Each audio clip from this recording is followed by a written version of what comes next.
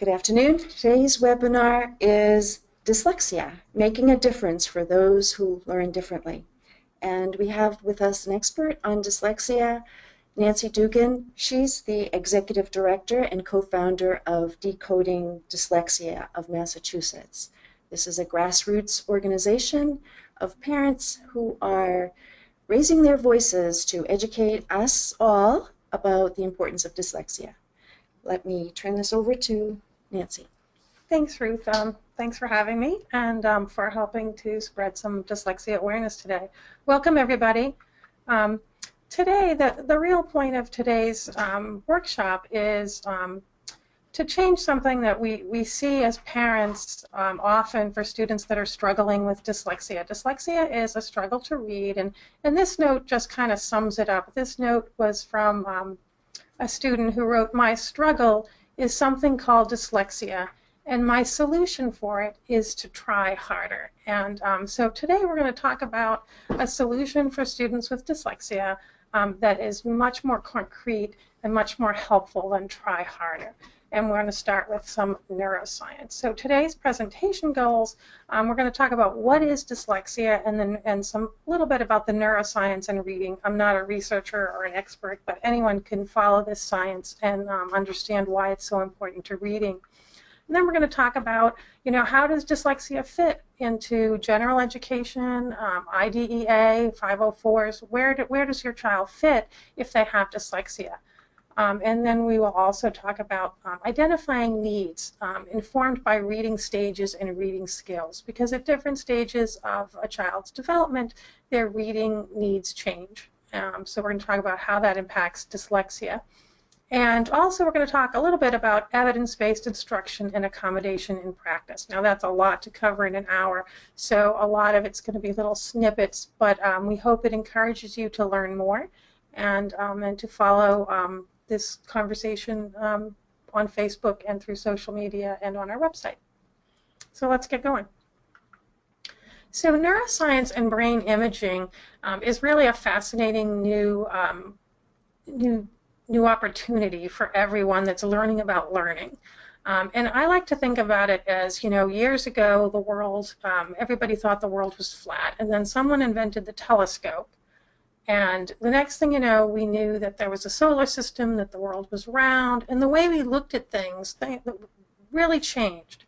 And what does that have to do with dyslexia and learning? Well, MRI, fMRI imaging, and other brain imaging techniques have really brought to the forefront in new research, new information about how our brain learns to read. So before, we would have to sort of observe kids reading, see which ones were struggling, and try to guess at how best to help them. In some ways, we're more successful than others. Now we really can be informed with some very real and important science. So neuroscience and brain imaging technology can help us learn about how brains learn to read, and also, importantly for dyslexia, where the problems could be. So children are wired for sound, but print is an optional accessory that must be painstakingly bolted on. And basically what this quote is saying is that reading is cultural. Our brains were designed biologically to have certain specializations that help us understand when we speak, how to speak. We can learn the language that our community is speaking to us, and we have certain areas of our brain, and nothing changes in our brain. We're just wired to speak. And but to read, we need our circuits to change. And I'm certainly not an expert at this, but this slide was shared in somebody else's presentation. But all these different connections make brain circuitry that creates pathways to learn to read. And we notice from this slide that the older a child gets, the less flexibility, the less able they are to build these particular types of pathways. So while a child is young, their ability to change in response to their environment, their ability to learn from instruction is much greater. And the older they get, the more difficult it will be. So a 5- and 6-year-old, a 7-year-old working on skills and building pathways to create good reading is much more equipped than, say, a 12 or 20 or 50 or 60-year-old. It can happen, but it takes more effort. So the timeline of typical reading development, this was shared from Boston Children's Hospital. It's on a lot of our websites and some of our information, and it's the stages that typically our student would go through to read. Each different stage, as the child gets older, requires a different set of skills, or it builds on from one to the other. The interesting thing about it, though, is as we go from learning to read to reading to learn, if a child missed out on the earlier phases, they're going to have trouble. But we don't usually find out if they're having trouble until they start to read to learn. Because as they're struggling, we kind of wait to see, oh, wait and see. How many parents out there have heard those things? They say, okay, well, you know, this is going well, or he's trying so hard, but let's wait and see. Well, now we know that that's kind of a paradox, because although we can't typically diagnose dyslexia until after some reading instruction, until 2nd or 3rd grade, waiting that long misses the window of opportunity for the best and most effective intervention. So that's kind of a paradox. So readers are translating symbols on a page into sound, and then they attach meaning to those sounds in order to comprehend the words that they've read. So there's a lot going on through those stages of reading. What happens for kids that are having trouble learning to read can be seen here. There are different disruptions in the pathways from vision, from seeing that sound, that symbol on a page, and connecting it to a sound. So some students might have what we call the double deficit, and that means they have problems with both phonological skills and also naming skills. Or you could have either of those two, phonological or naming skill issues, all by themselves. Any combination of that would cause students to have problems learning to read, to have dyslexia. And there's even a 10% in this model, which we got from the Tufts researcher Marianne Wolf. There's 10% that we're still not even sure at.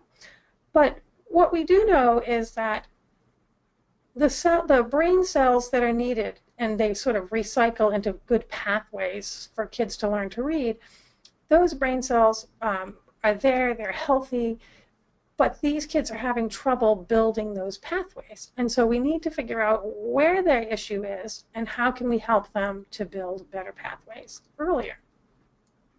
So this is sort of a more simplified way of looking at it. We have cells that were born to see, cells that are born to speak and hear, cells that help us create meaning, but how do we recycle these and build pathways so that kids can have strong pathways and be better readers?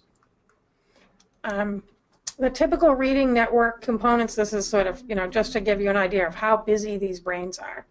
I'm not a neuroscientist. There's a great book. The author's name is right down behind there, Taheen.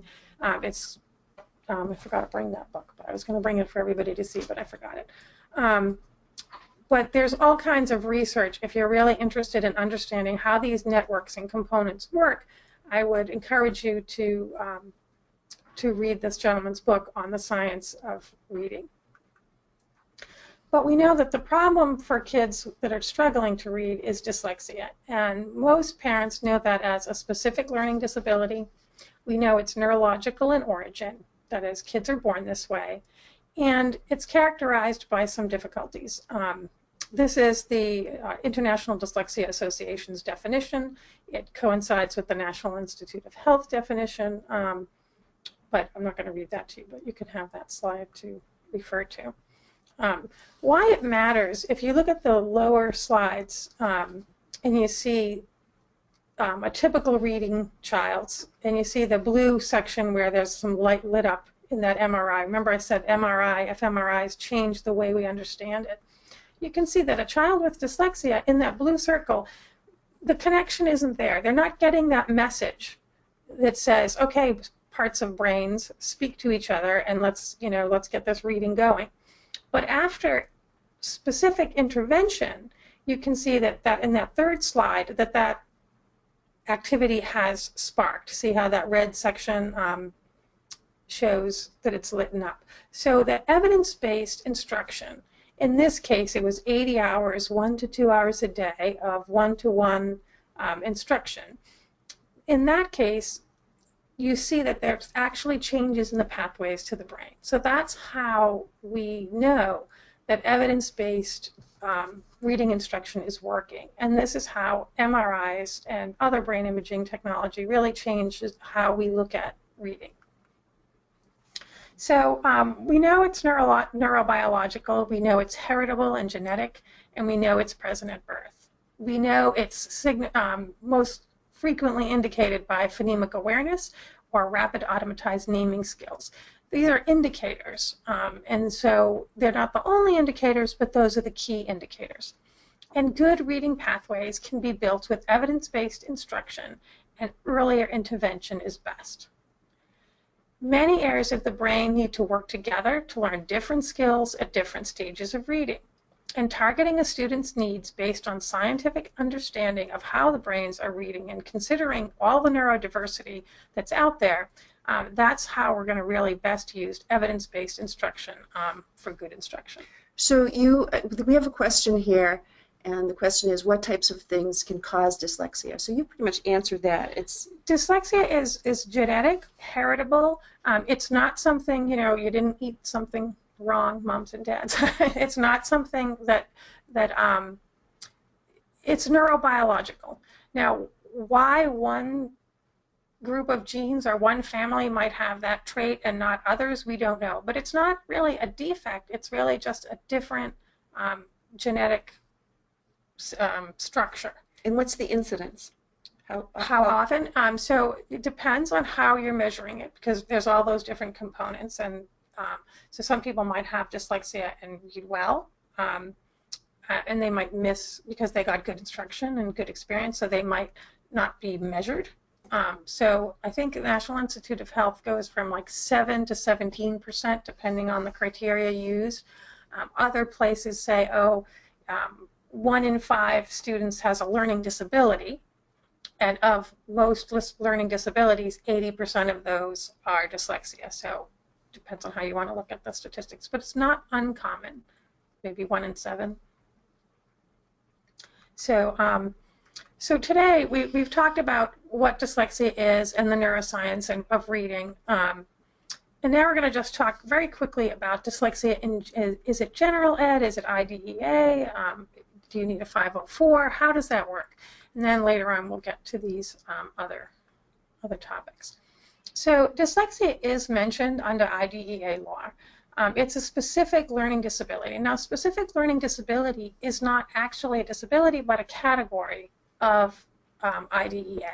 So there are a number of conditions or descriptions of things that fit under this category, such as perceptual disabilities, brain injury, minimal brain dysfunction, dyslexia, and developmental aphasia.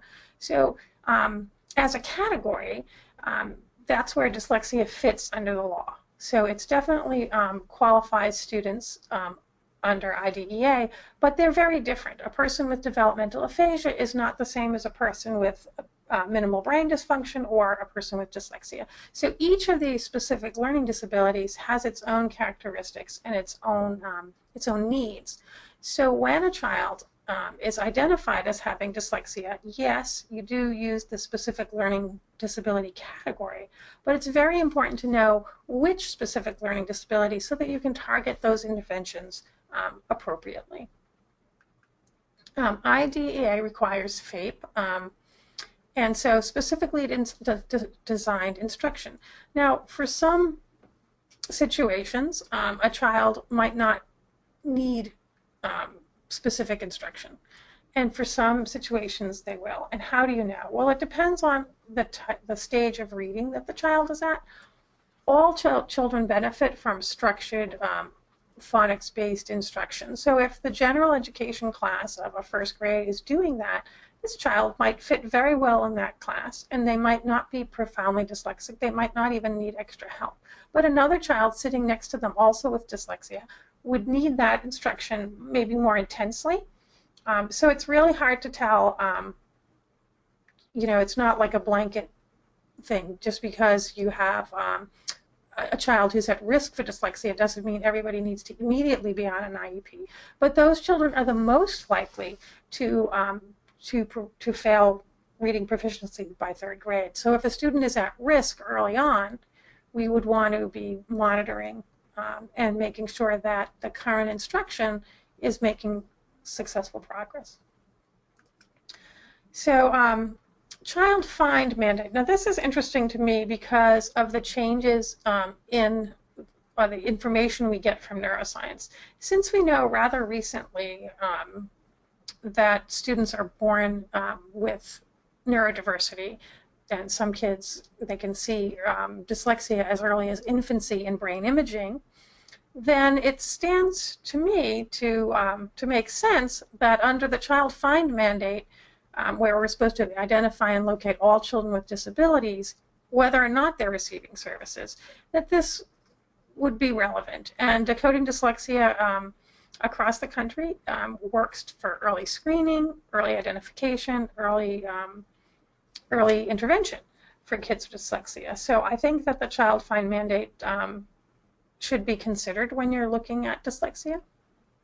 And, go ahead. Just a couple of questions. What if a parent has dyslexia and the child now in 2nd grade takes a long time reading and skips words that he seems to know, and the parent doesn't know if he's being lazy, or what would you say? Okay. So dyslexia is highly heritable.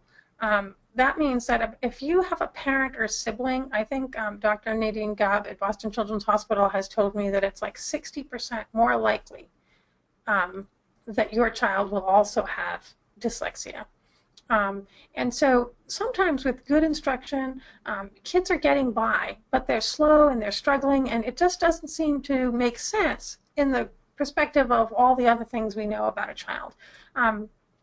It's best if I don't know this child or this parent, but it's best really to start asking questions, and especially in 2nd grade. If a child is behind their peers in reading, that's the first red flag.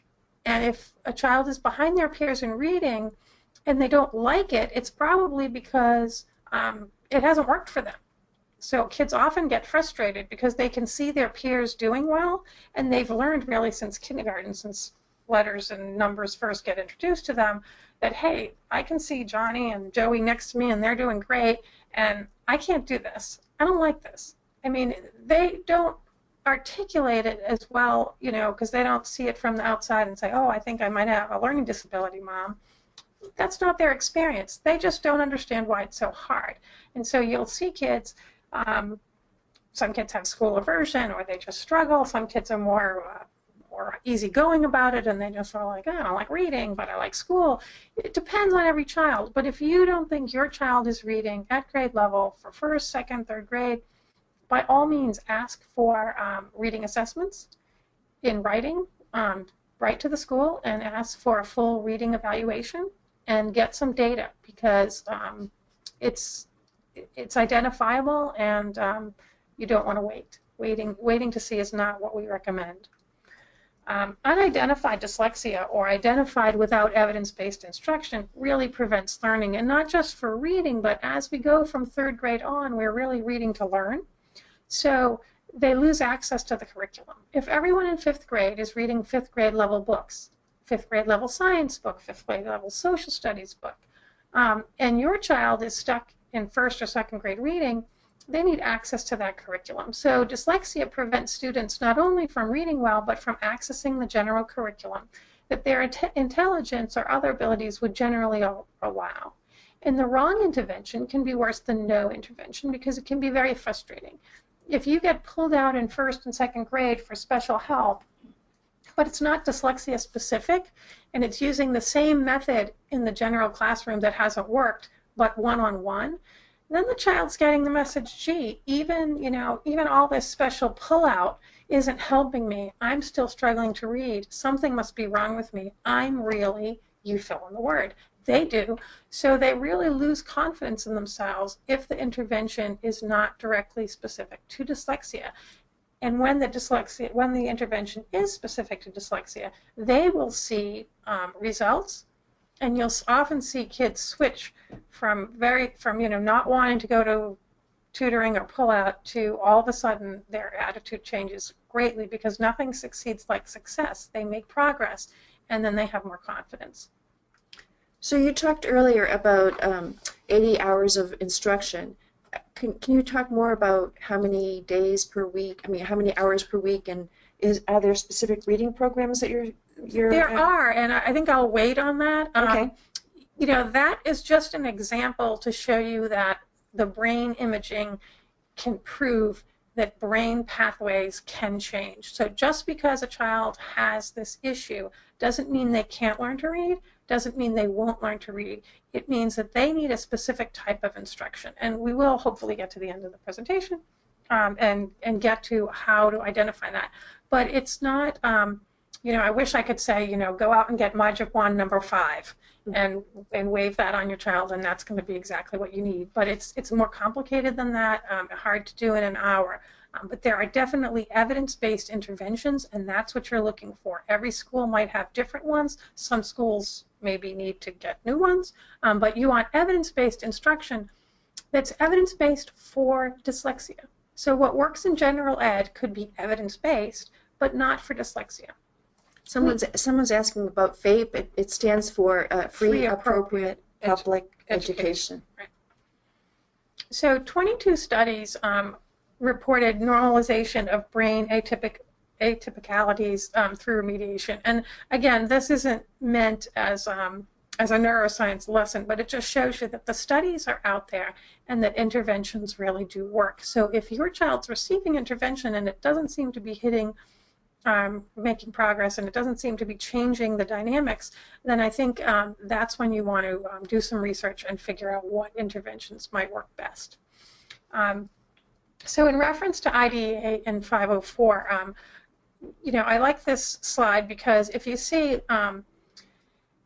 if a student has a disability and is diagnosed with dyslexia or even suspected of having dyslexia, they are entitled to 2 types of services. One service is for special education if they need direct instruction, and the other is for equal access. Not every student will always need specialized instruction, but anyone who qualifies for special instruction also qualifies for access to the curriculum. And so there are 2 different laws. IDEA is talking about reading instruction and specialized and evidence-based. IDEA requires that the school use evidence-based, and I would urge parents to make sure that it's evidence-based for the actual disability, dyslexia. And IDEA covers, it's different than any other disability. When there's a reading disability, IDEA actually breaks down to 3 components: foundational, fluency, and comprehension. So if a child has perhaps no problem with phonemic awareness and their foundational decoding skills are okay or in target, but then they suddenly have a problem in 3rd grade, they really have fluency issues, and they are just as equally covered under IDEA as a child that has foundational issues, and also comprehension. So a child can have any one of these 3 components, can have a deficit there, and they would qualify under IDEA. 504 law is much more broad. I'm not going to go on and on about that, but it does guarantee access to all curriculum, and also make sure that assessments are accessible. So if you have a 5th or 6th grader that's doing a project in science and everybody's doing presentations, that child is not really at being hindered because they can do the presentation as well. But if everybody's doing a written report and needs to do research, that child might need access to grade level curriculum like the science texts and things like that to do the research. But if they're reading at a lower level, they're going to need maybe speech to text, text to speech to write, things like that. So we talk about access. So listing dyslexia on an IEP is totally appropriate. And we have some things for you. You can share. There's the U.S. Department of Education guidance for dyslexia. There's educational guidance on curriculum standards and the reading curricula things. And this slide, I think you all have the slide, so I'm not going to read it to you, but there's the links there for you to get those items, okay? So what are needs based on IDEA criteria? So you have foundational skills, fluency skills, and comprehension. The neuroscience really tells us that targeting the skills in sequence explicitly with evidence-based specialized instruction specific to dyslexia really works. And so since IDEA requires that both the program and the person providing that program be in tune with the specific disability. So it really matters whether or not the teacher has experience and training with dyslexia for it to be specifically successful. So far we've talked about the neuroscience, we've talked a little bit about the IDEA 504 and Gen Ed. So I have just a couple of questions before we move on. One parent or one person is asking 60% more likely, this is what you had said earlier, meaning that a child of a parent with dyslexia has 60% chance of being dyslexic, or, or that it is 60%, it is a 60% increased chance, i.e. 25% chance versus normal 15% chance. Do you get that question? Sort of. You know what? You will have my email at the end of this. Whatever, you can email me because I don't want to give you the wrong advice. There is a 60% greater chance. So you know, if you have 2 kids, it's a 50-50 chance. You know, but each child that has dyslexia in the family, either a sibling or a parent, it increases that likelihood that that child will have also dyslexia. And you said the incidence in society is between 7 and 17%. Between 7 and 17%, depending on the criteria they're measuring. Right. Okay, so what if a district insists on using a reading intervention, say Wilson, and the child is failing? Okay, we're going to get to needs now. Okay, everybody's talking about needs, so let's get through some of this because I think everybody's questions will be answered by the end. Okay, so so at what stage of reading is my child? So this is a very important question. If your child is struggling with decoding and encoding, they're at the foundational level. Phonemic awareness, decoding, and encoding are foundational. Then we have fluency, where we get all those skills together, the decoding, the encoding, and they become more automatic. So even in the brain, it almost switches how it uses, how it sends those pathway messages as kids get more fluent. And then there's comprehension, which is really the goal of reading, to get the comprehension.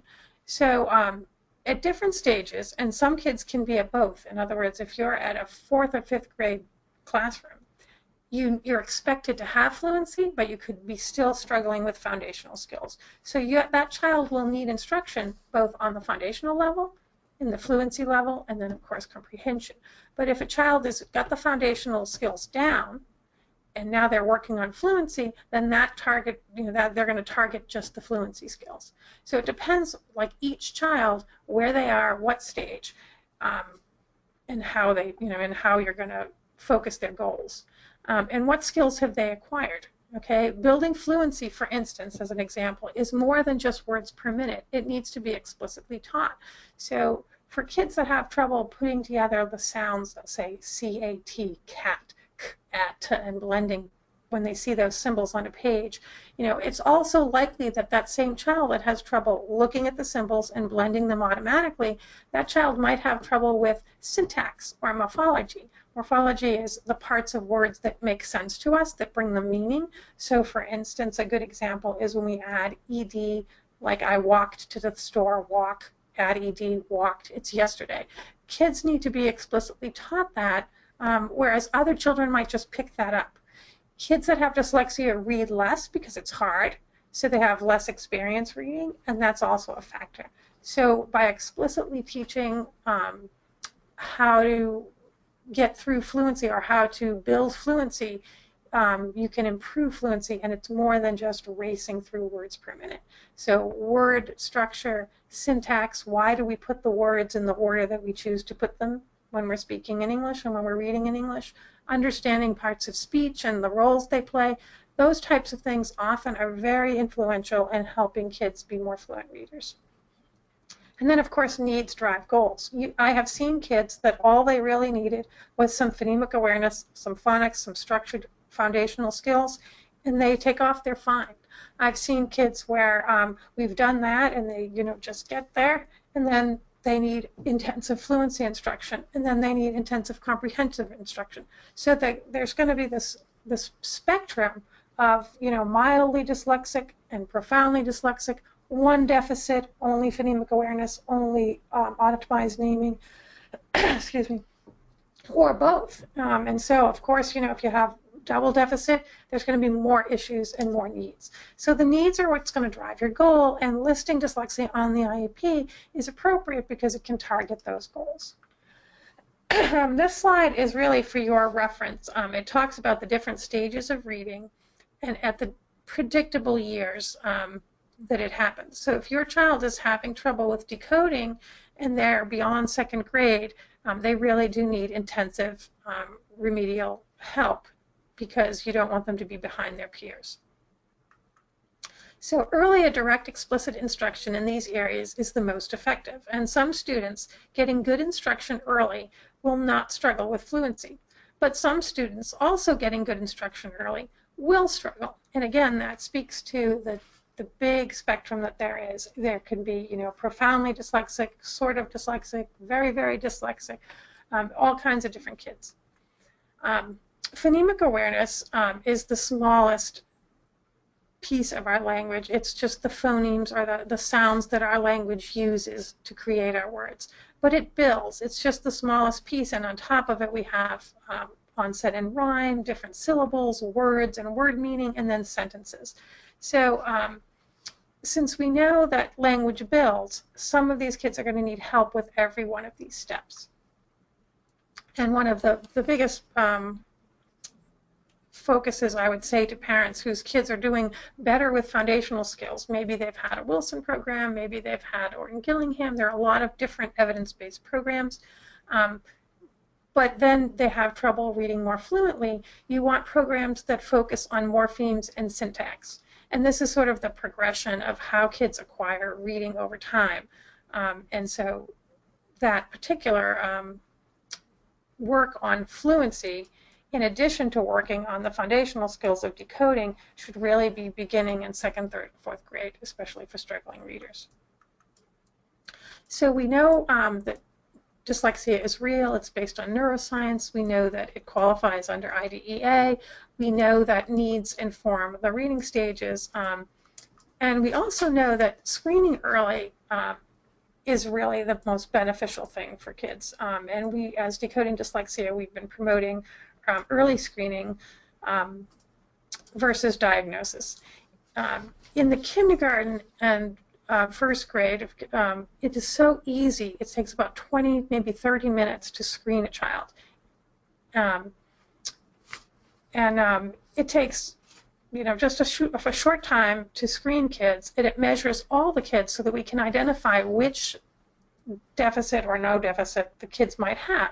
Diagnostic testing after first grade, after we've seen kids struggle, not only does it wait for those kids to struggle, so we're sort of missing that early opportunity, but it's much more expensive, it's much more time consuming.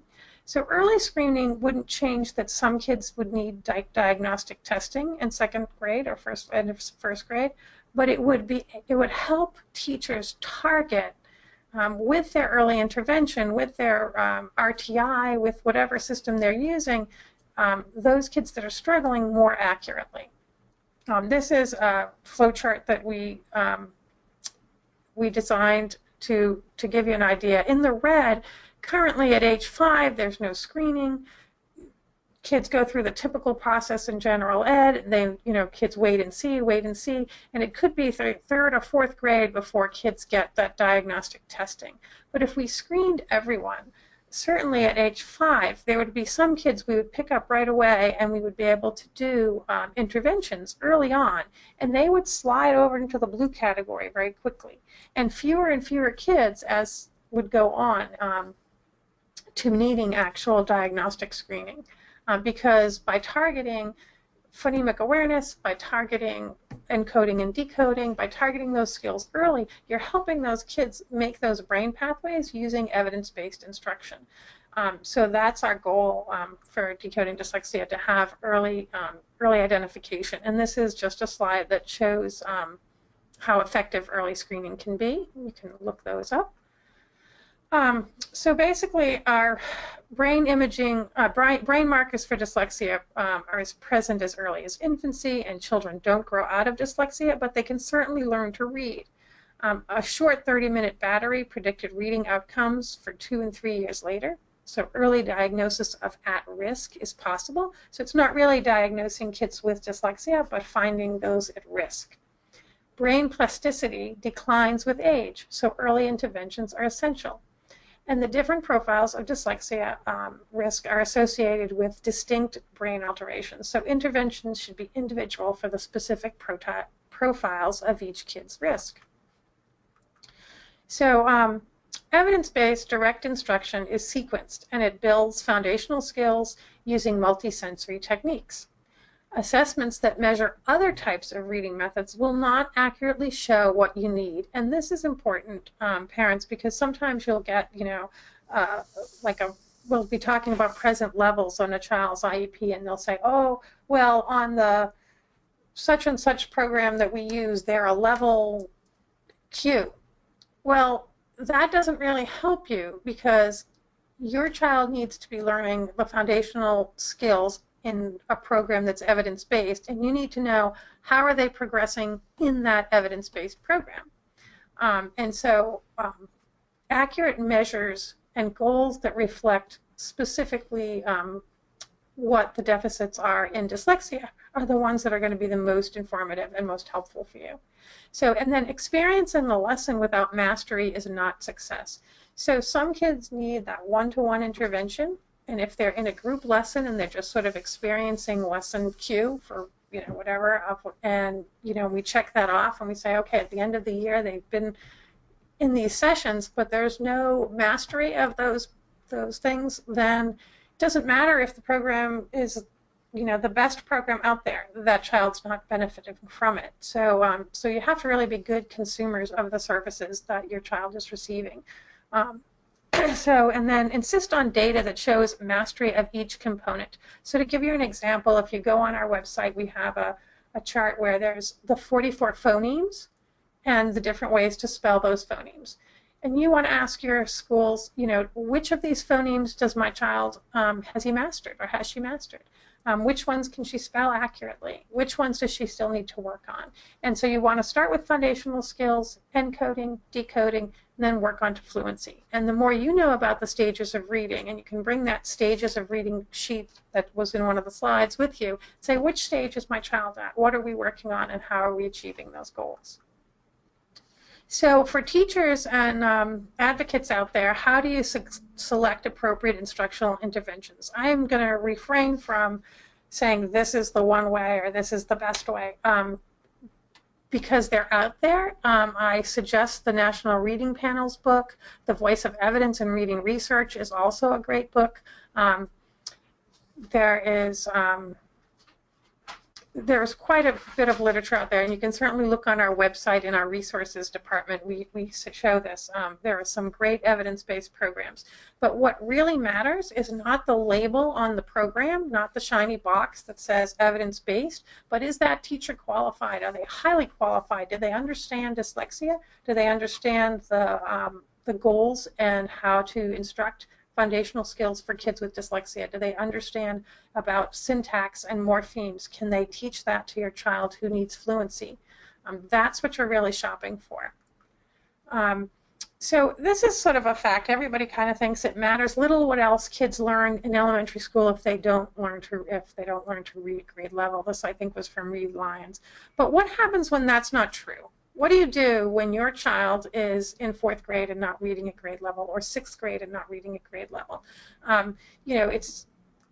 You need to understand what your child's rights are at that point. And so 504 laws are extensive for for getting accommodations and access. So just like a child who has a mobility issue needs access to the school, and just as if a child was vision impaired and they might use Braille or they might use audiobooks, so a child with a reading disability who is not accessing curriculum at grade level really should have access through audio-assisted reading.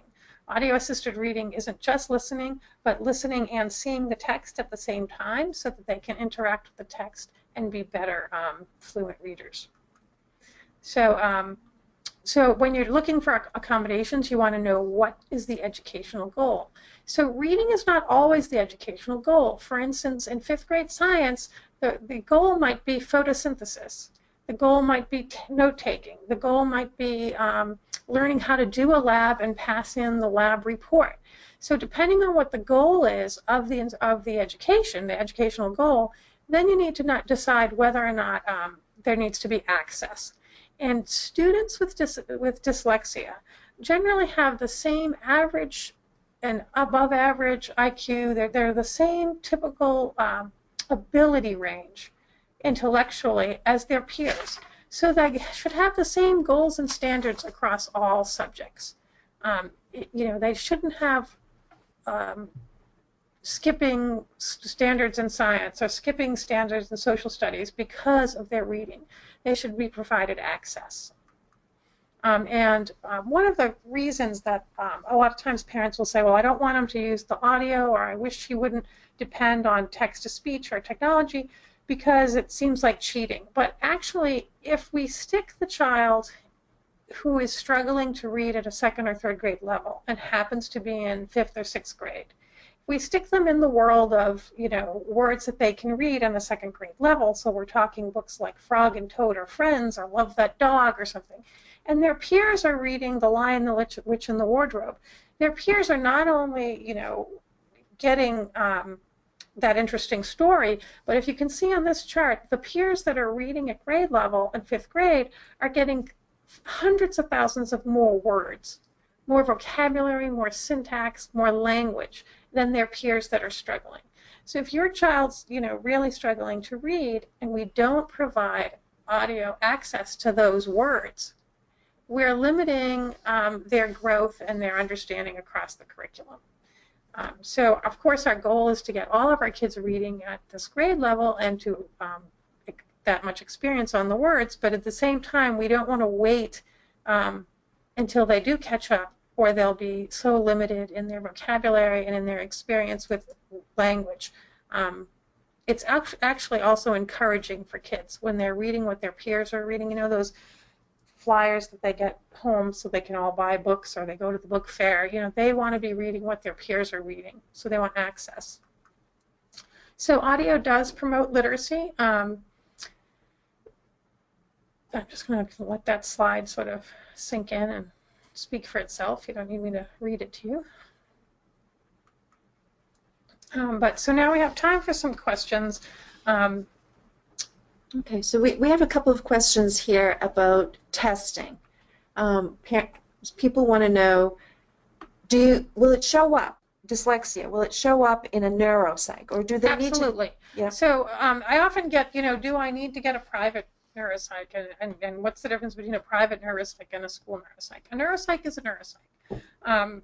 They generally can choose different batteries of tests, but it usually includes something like a WISC or a Woodcock-Johnson IQ test. So there's going to talk to you about your child's abilities. And then there are also going to be achievements or things that assess specific skills. So if a school has done a neuropsych and it includes an IQ, you might see that your child has a reading comprehension and it happens to be, you know, oh my gosh, 80 percentile. But you're like, but my child can't read. How can the WISC show that he has an 80 percentile on reading comprehension? That sounds good, right? And it is good.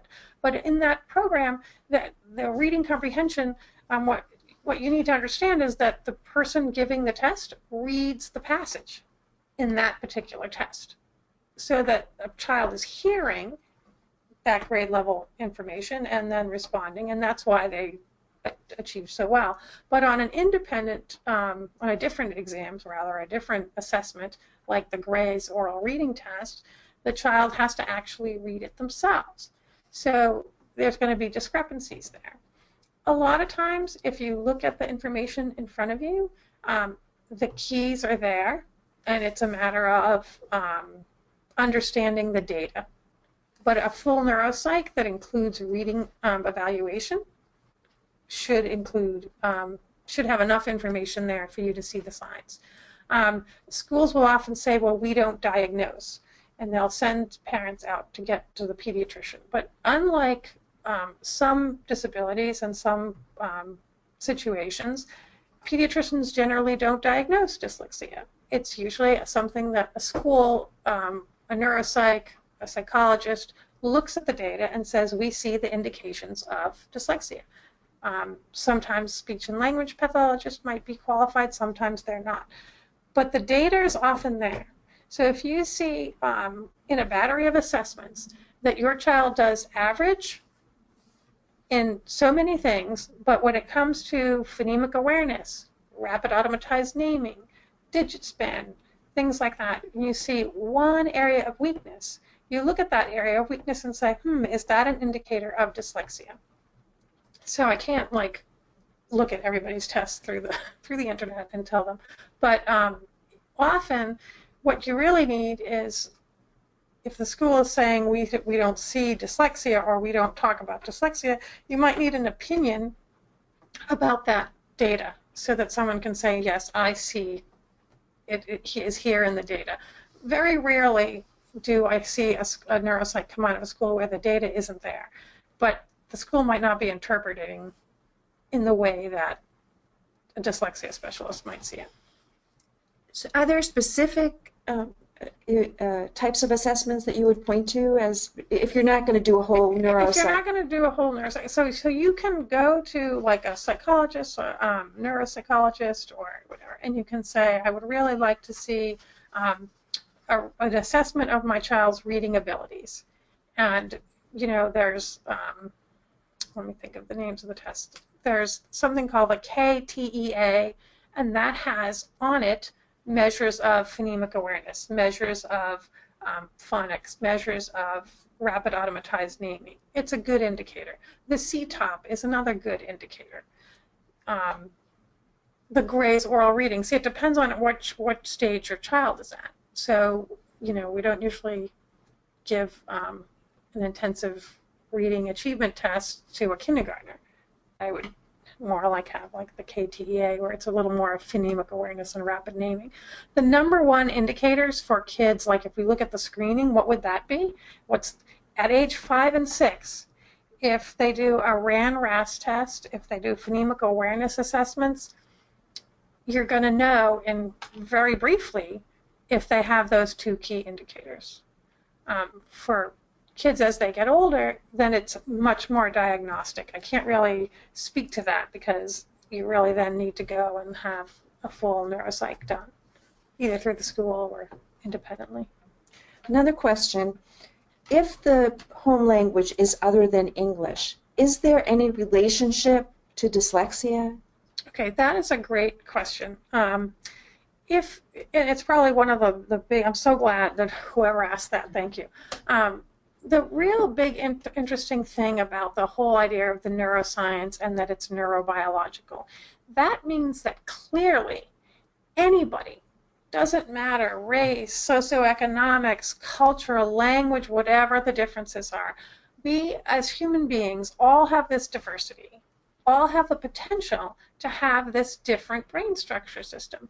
So it's totally possible to be bilingual and dyslexic, to speak in every language. Dyslexia goes across all languages, so they study dyslexia in Italy, they study dyslexia in China. Dyslexia goes across all languages, and it's a problem getting the symbols from the page and seeing that symbol, connecting it to sound. In fact, it's sort of like when we write and we look at text, what we're really doing is trying to trick our eyes into hearing. okay? Because everybody speaks. You speak Spanish, you speak Chinese, you speak English. We're wired to hear that and to understand language. We get it. And many of our kids with dyslexia, we would say, you know, they have no trouble with language per se. They speak their language. But they have trouble getting that language from the squiggles on the page and connecting it. So in any language, a person that has this different brain structure is going to have trouble looking at the squiggles and convincing their eyes to send the message to their sound systems and to connect it to sounds, and then to say, okay, that sound, these symbols make the sound at cat, and to pull out a picture of a cat and know that that's what it means. So there's the meaning, there's the sounds, and then there's the symbols on the page. And that goes across all languages and all socioeconomic situations. So absolutely, no child should be excluded from assessment of dyslexia based on dual language or specific language or cultural differences or socioeconomic differences. So what are your thoughts on differences between the school's position on dyslexia? Let's say the school has done testing and they don't believe that there's a problem with reading, but the parent has done something outside, but the school refuses to acknowledge it. Okay. Without knowing like more details, it's hard to answer, but there's a few scenarios I see often. Okay, one scenario would be the school says, yeah, we have a problem, but we don't use the word dyslexia. Well, I will refer you to the slide that we had a little while back ago that IDEA does name dyslexia. And we also have a slide with a link that you could go to get the guidance from the U.S. Department of Education that encourages and really basically guides schools to use the word dyslexia because it is listed under IDEA, it is a disability, it qualifies, and if you don't, then you can't possibly be targeting evidence-based instruction on that disability. So that's a conversation that's, you know, happening all around the country, so that the parents that are struggling with this are not alone. It's why there are decoding dyslexia groups in all 50 states and 4 Canadian provinces. We're all parents helping parents with the help of specialists and educators to get this information out. So yes, dyslexia should be used on an IEP. If the school says, well, he has a problem, but you know, we're taking care of it and we don't need the word dyslexia, please print out the guidance, bring that with you to the school and say, well, I'd like to know why we can't consider this guidance in this school because it is listed under IDEA. That usually has worked for me in different times I've been asked to go to IEP meetings for families. I understand that Decoding Dyslexia is working on legislation. Can you talk a little bit about that? So we've been working for a couple of years trying to encourage the state to do early screening. Early screening would take about 20 minutes. It's easily trained. You know, people could train staff and paraprofessionals to do this. We do kindergarten screening in many schools anyway. And actually, many schools probably have the measures that they would use already. They just need someone to say, connect the dots. If there's a deficit here and a deficit there, we're going to say that child is at risk for dyslexia, and we're going to target their early intervention for kids with dyslexia. So we've been working on that legislation. The other piece of legislation, or part of the legislation, is a scientific definition. Very often I come across educators who say, well, dyslexia just means any reading disability, or dyslexia is an umbrella term, or dyslexia needs a diagnosis by a doctor, and all these different misconceptions or myths. And so we would like the state to adopt the science-based definition, which would be that definition of the National Institute of Health, which also agrees with the International Dyslexia Association's definition. It's the same definition, but we would like the state to adopt that so that parents and teachers and legislators and policymakers can all be talking about dyslexia based on science in the same way. Okay. What is the status of that legislation right now? As a component of some other legislation, it's sort of in with a whole bunch of things. The Senate passed some legislation, but it then it sat in the House. So we're waiting for the House Ways and Means to act on it. Very unlikely. It's election today. You go vote. So very unlikely that in this session, Massachusetts has a 2-year session. So in January, we'll begin a new session. We'll start all over. We have strong support in the Senate. We will continue to work in the House to bring this about. We have the support of many professionals, researchers, educators, special educators, parents. So I think that's our goal for the next legislative session, is to move this further. And if parents are interested in this issue, how can they be involved? What can they do? Well, we hope that that anybody that's interested in this issue will find us on Facebook. We are Decoding Dyslexia of Massachusetts. We also have our website, decodingdyslexia.ma.org, and we have some great resources there. There's a way to connect to get our email, and another way to follow us on Facebook and Twitter. We're on Twitter. Thank you very much for joining us today for Decoding Dyslexia's presentation. Also want to remind you that RTSC has a conference coming up next week, and we still have some spots available, so it's going to be a great conference. Please join us. Thank you.